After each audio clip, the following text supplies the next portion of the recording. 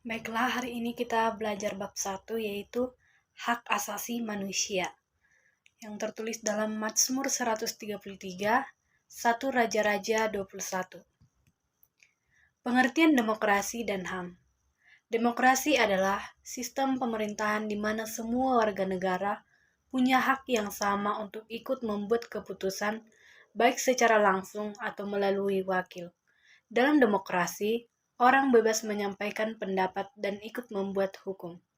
Demokrasi juga menghargai kebebasan dan martabat manusia, sehingga sangat berkaitan erat dengan hak asasi manusia atau HAM.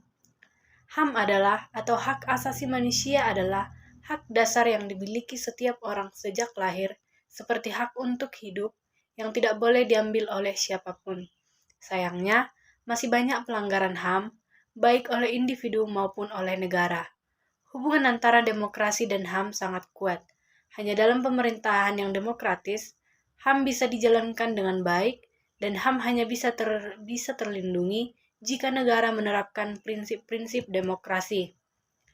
Praktik HAM dan pelanggaran HAM.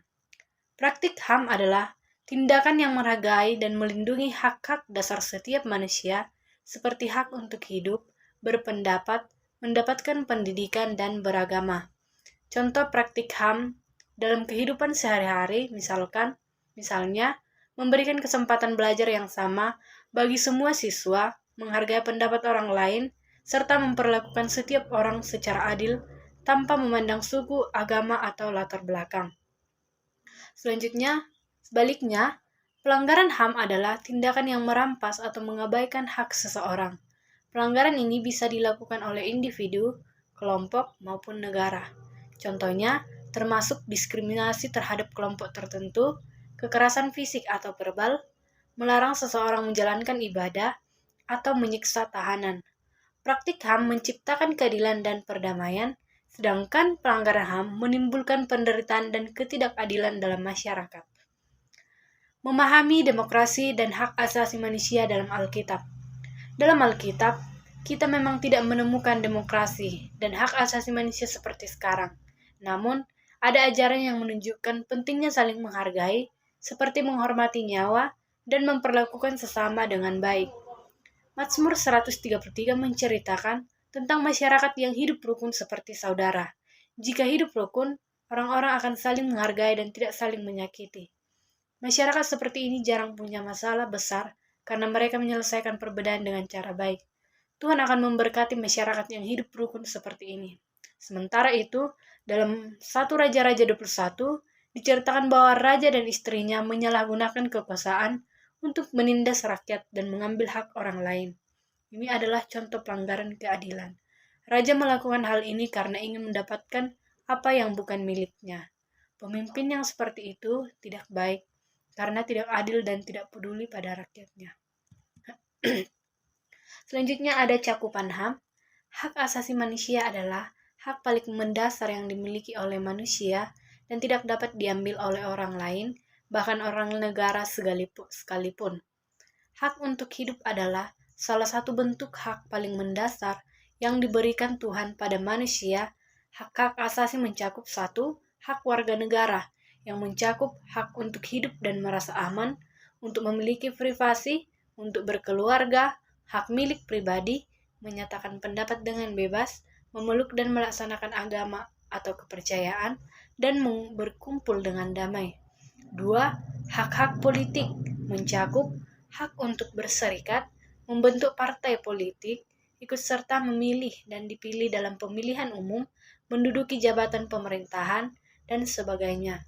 Yang ketiga, hak-hak ekonomi dan sosial mencakup hak untuk bebas dari kemiskinan, hak untuk diterima dalam masyarakat dan bangsa-bangsa, dan hak untuk menentukan nasib sendiri. Sejarah singkat demokrasi dan hak asasi manusia. Pada tahun 1941, Presiden Amerika Serikat Franklin D. Roosevelt menyampaikan pidato tentang 4 kebebasan, yaitu kebebasan berbicara, kebebasan beribadah, kebebasan dari kekurangan, dan kebebasan dari rasa takut.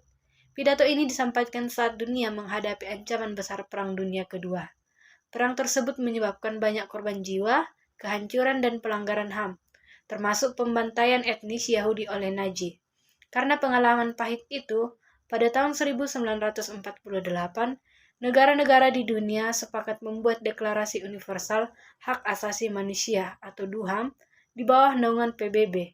Pidato Roosevelt turut menginspirasi lahirnya deklarasi ini.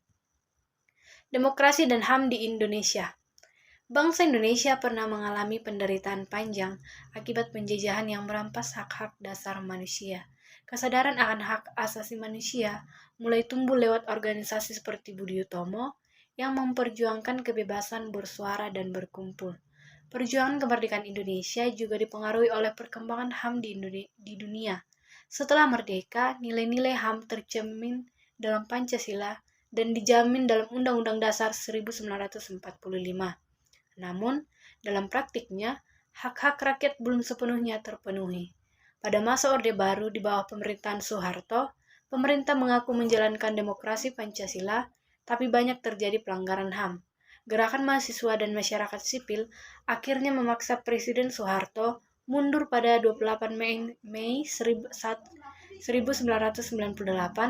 yang menjadi awal dari era reformasi. Meski begitu, perjuangan untuk menegakkan demokrasi dan HAM masih terus berlangsung hingga kini. Demokrasi dan HAM adalah anugerah Allah.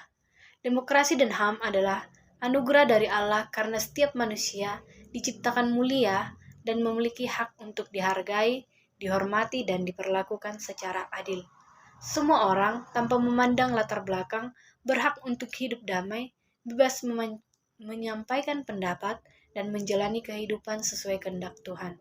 Walaupun Alkitab tidak secara langsung menyebut istilah HAM, ajaran tentang kasih, keadilan, dan hidup rukun menunjukkan bahwa Tuhan mengendaki manusia saling menghargai dan tidak menindas satu sama lain. Namun dalam kehidupan, masih banyak orang yang menyalahgunakan kekuasaan dan melanggar hak sesamanya. Ketidakadilan, penindasan, dan perampasan hak adalah bentuk pelanggaran terhadap kehendak Allah. Karena itu, sebagai orang percaya, kita diajak untuk menjunjung tinggi keadilan, menghormati sesama, dan hidup dalam damai agar berkat Tuhan nyata dalam kehidupan bersama. Jadi yang menjadi kesimpulannya yaitu, HAM adalah hak dasar setiap manusia sebagai anugerah dari Tuhan yang harus dihormati dan dilindungi. Dalam sistem demokrasi, hak asasi manusia dapat dijalankan secara adil dan setara. Indonesia menjunjung HAM melalui Pancasila dan Undang-Undang Dasar 1945. Sebagai orang percaya, kita diajak untuk hidup adil, rukun, dan menghargai sesama, seperti yang diajarkan dalam Alkitab. Firman Tuhan mengajarkan kita untuk saling memperlakukan dengan kasih dan tidak menindas satu sama lain, sebab dalam masyarakat yang hidup rukun, Tuhan akan melimpahkan berkat-Nya. Tertulis dalam Mazmur 133. Demikian penjelasan daripada HAM. Terima kasih, semoga bermanfaat.